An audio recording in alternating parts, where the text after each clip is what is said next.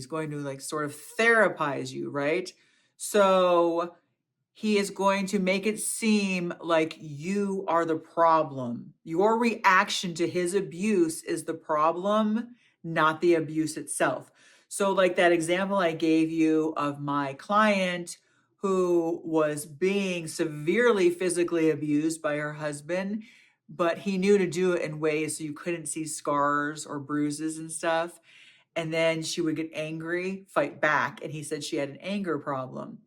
Well, when they went to therapy, that's what he told the therapist. He said, she has a severe anger and rage problem.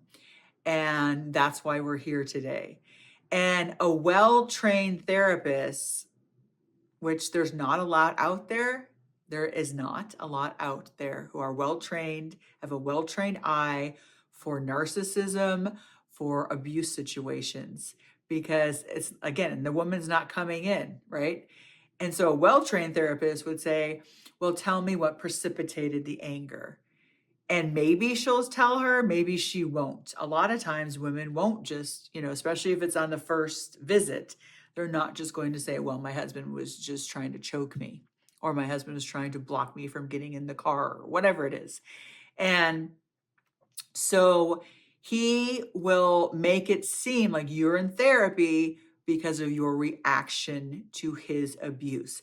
And the reason they do this is because then it's about fixing you, right? You have this anger problem. Yes, it's true. We don't want to sin in our anger. That is true. That's something that God calls us like to have self-control, right? That is true.